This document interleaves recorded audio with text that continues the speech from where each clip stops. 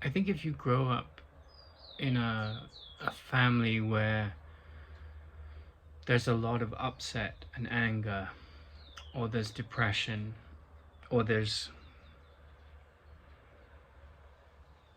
a lot of sorrow,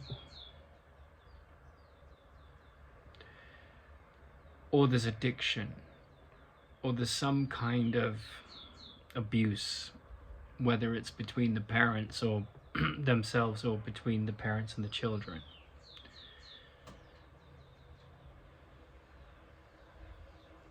And when those stories are accentuated, when they're particularly bad, then unconsciously you've been conditioned by that chaos and by that lack of love.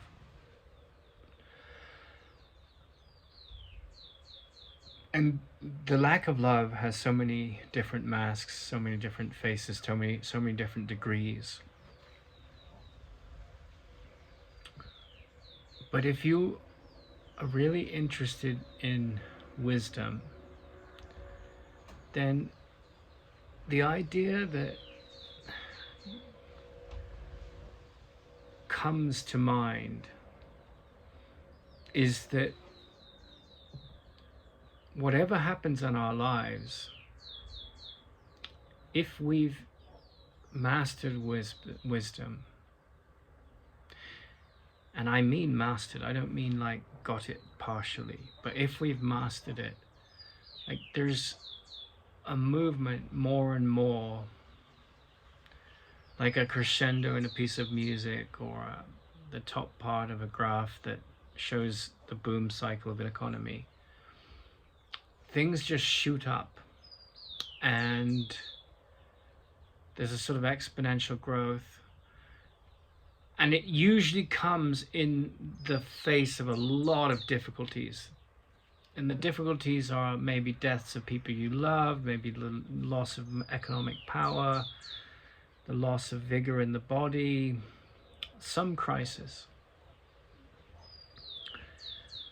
And what we see developing is a very quiet, calm, tranquil mind, a mind that's tranquil all the time. And there's a story of a great sage called Krishnamurti, and he was walking up in the forests, hinterland, dry, hot hinterlands of California, and he walked over a snake, and he was forced to jump very high, very quickly. But his calm didn't leave him. Obviously his adrenaline pumped, but his mind didn't make a problem out of anything. And I think that even when we have abuse happen to us, and we have to take people to court, and we have all these horrible things that happen to us, and it's very challenging, or we have illness, or we have family members that are just very discordant and aggressive, or friends or lovers or partners or married partners, then this tendency to feel stressed and in a difficult job or some other issue can easily take over. And then depression, if you fail and feel like your physical autonomy and your balance in the world and your needs in the world just to survive are threatened, those things can be very disconcerting. But the mastery is that, what is it like to be a master of the mind? Well, the mind is always calm. There's faith, there's patience, there's tolerance for other people's insecurities and no judgment of them. There's a sense of gentleness to all things to the degree that that's possible. I mean, if you're eating meat and you have to kill a bull, you do it with as much gentleness as possible. There's profound and tremendous open-mindedness. There's trust, profound trust. And there's